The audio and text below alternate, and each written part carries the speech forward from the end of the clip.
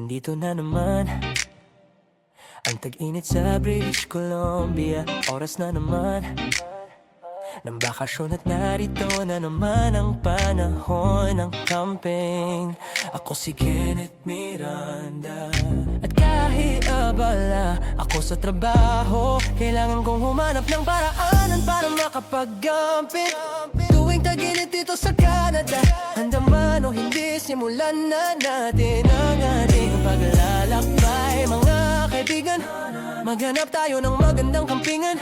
Kahit pa nasa isla, sa gubat o sa tabi ng ilog o dagat, mag-enjoy sa pangingisda. Mahilig sina Katie at Brianna sa paddleboarding. Tara na magkayaking, magating, magwaking. Kahit malamig ang tubig, maglangoy tayo ng magkasama. May pari na nagaganap mismo dito, isang pag-aalay tatatagal sa paglipas ng mga taon. Kaya dalhin mo ang iyong magagandang sandali at ang iyong pagtawa rin. Magdiriwang at magpapakasaya tayo kasama mo. Halika na, sina Ronald at Koy ang maghahanda ng ating mesa para sa mga inumin. Sigurado akong masarap ang ulam at pulutan na gawa ni Ronnie, na gawa sa kambing. Habang ginagawa ni Kuya Ver ang aming mainit na sopa, sinaba Mateo at Tok ang nag-asikaso ng barbecue. Habang kami ni Hubert ang nagbahala sa isdang salmon.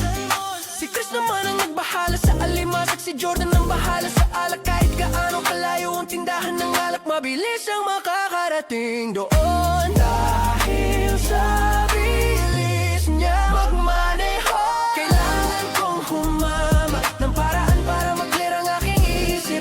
Handa man o hindi, magsimula na tayo isang beses pa. Ikaw at ako ay pwedeng iwanan ng mundo. Lakasan natin tag-init sa British Columbia. Dalhin mo ang inyong pamilya at mga kaibigan. Magkakapit bisig tayong lahat. Walang pupuntahan, camping sa magbabakasyon tayo. Saan mo gustong pumunta?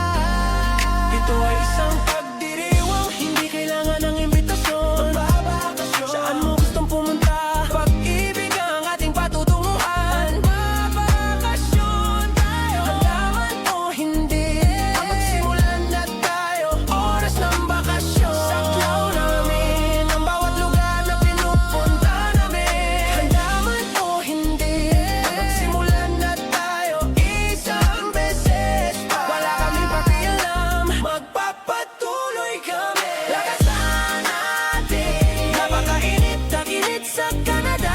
Dalhin mo ang iyong pamilya at mga kaibigan. Lahat tayo ay magkakabit ng seatbelt.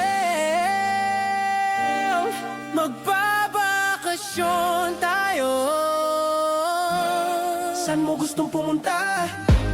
Ito ay isang pagdiriwang, hindi kailangan ng imbitasyon. Magbabakasyon, saan mo gustong pumunta? Pag-ibig ang ating patutunguhan. Magbabakasyon tayo. Pagkakaisa, yan lang ang kailangan natin. Manatiling